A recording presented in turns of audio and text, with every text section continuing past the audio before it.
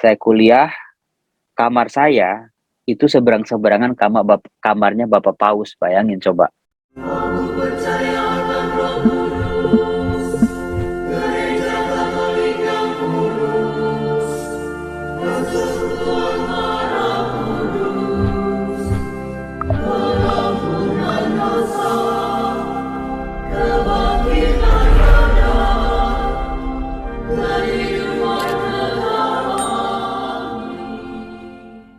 Salve sahabat Katoliko keren, kembali lagi dalam seri tokoh inspiratif yang menghadirkan kisah para imam, biarawan, dan biarawati.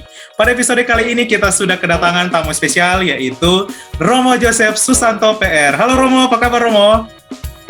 Halo, nih YouTuber keren nih, Katoliko keren namanya. Luar biasa. Puji Tuhan ya Mo. Jadi sahabat Katoliko keren ya, seperti sahabat Katoliko keren tahu, Romo Joseph Susanto PR merupakan salah satu imam YouTuber. Dan untuk kategori imam, Romo Joseph Susanto merupakan imam YouTuber peringkat 1 di Indonesia untuk kategori imam. Dan bagi yang belum subscribe, jangan lupa untuk subscribe channel dari Romo Joseph yaitu Bible Learning with Father Joseph Susanto. Dan saat ini kita akan mengenal lebih dekat seperti apa kisah panggilan dari Romo Joseph Susanto. Dan juga saat ini Romo Joseph berkarya di Sekolah Tinggi Filsafat Riyarkara. Dan Romo, untuk pertanyaan yang pertama, seperti apa sih kisah panggilan dari Romo hingga akhirnya menjadi seorang imam? Silakan Romo. Oke, pertama-tama saya mau menyapa dulu nih audiens Katoliko keren nih. Salam damai sejahtera saudara-saudara yang terkasih, pencinta firman Tuhan. Berjumpa kembali dengan Bible Learning with Father Joseph dalam YouTube Katoliko Keren.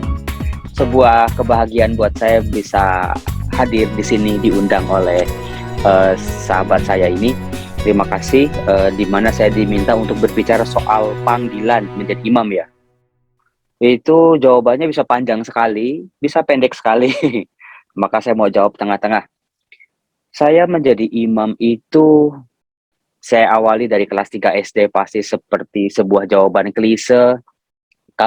Komuni pertama, lalu juga jadi misdinar, lalu juga mulai aktif gedebak-gedebuk di gereja pagi siang malam. Lalu saya tertarik sama satu figur imam SVD, seorang imam namanya Romo Yan Jawa SVD. Dia waktu itu ke kampung-kampung di rumah saya di Matraman, Jakarta. Dia pakai jubah. Naik bajai pakai jubah. Buat saya itu wow. Kali-kaliku panggilan saya, minta izin sama orang tua. Ya pertama-tama nggak dikasih dulu. Lalu ya karena anaknya mau ya. Orang tua saya bilang, anak itu titipan Tuhan. Mama nggak bisa tahan-tahan kamu kalau Tuhan mau pakai kamu. Akhirnya saya masuk seminar itu tahun 95 di Pasar Minggu. Seminari menengah wacana bakti. Lalu setelah dari situ 1 tahun lulus SMA, masuk seminari maksud saya. 1 tahun di situ baru saya mendaftar ke Seminari Tinggi Kuskupan Agung Jakarta sebagai calon imam yang nanti kalau jadi imam berkaryanya di Jakarta. Kurang lebih dari tahun 96 saya baru ditabisin tahun 2006. Bayangin itu panjang banget kan. 2006 saya baru ditabiskan jadi imam. Ya, sekarang saya sudah tahun ke-16, puji syukur masih tetap selalu semangat menjadi seorang imam. Itu sih, jadi ketertarikan satu figur imam yang menurut saya beyond imagination, dia beda dari yang lain, dia bisa begitu, artinya mencintai Tuhan, dia mengabdikan dirinya, hidupnya untuk orang lain, buat Tuhan dan juga buat sesama. Waktu itu saya berpikir kalau Romo itu bisa, kenapa saya enggak, gitu. Itu aja sih. Kalau disingkat. Iya. Wow, luar biasa Romo. Romo, dari sekian banyak pengalaman yang Romo alami dan juga Romo lalui, apa sih pengalaman yang paling berkesan dari seorang Romo Joseph? Boleh diceritakan Romo? Buat saya, hidup saya itu jadi lebih berwarna, jauh lebih berwarna setelah saya jadi imam. Jadi masa kecil saya ya oke lah, tapi kalau saya ingat-ingat kayaknya nggak ada sesuatu yang luar biasa. Karena jujur saya anak BODOH. Bodoh dalam arti sesungguhnya. Bukan kerendah hati, bukan ya saya nggak mau sombong, bukan. Memang bego beneran. Begitu jadi imam, ketika masuk seminari baru dunia saya berwarna. Setelah jadi imam lebih berwarna lagi. di mana Tuhan menempatkan saya, mengutus saya ke tempat-tempat yang tidak pernah saya bayangkan sebelumnya. Bahkan bermimpi saja saya nggak berani. Bayangin coba guys, saya tuh kan anak pinggir kali ya. Rumah saya tuh di pinggir kali Ciliwung, di Kampung Pulo. Kalau banjir itu sering masuk TV lah. Itu kalau dekat rumah saya tuh lihatnya kali. Nah, ketika saya jadi imam, dapat beasiswa dari Vatikan, saya kuliah, kamar saya itu seberang-seberangan kamarnya Bapak Paus, bayangin coba. Itu kalau saya bilang itu nggak berkesan sih saya bohong ya. Lalu juga ya setiap tahun saya selalu mengalami keajaiban demi keajaiban karena Tuhan baik.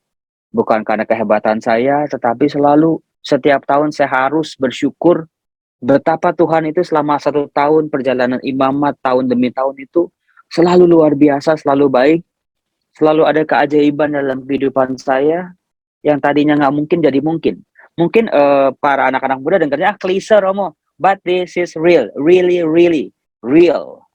Saya nggak bohong, saya saksi hidup sendiri betapa baiknya Tuhan, kuasa Tuhan itu betul-betul ajaib. Bayangin ya, seorang anak bego, anak bodoh ya kayak saya bisa lulus S1, bisa lulus S2, bisa lulus S3.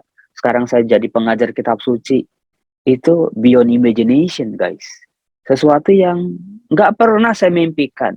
Nggak pernah saya bisa, mimpi saya tuh nyampe level yang kayak gini itu belum pernah. Tapi selalu Tuhan kasih jalan. Maka sepanjang hidup saya jadi imam itu semuanya berkesan lah. Gitu. Iya, wow, luar biasa ya Romo. Romo jadi mengingatkan kita bahwa bagi Tuhan itu tak ada yang mustahil.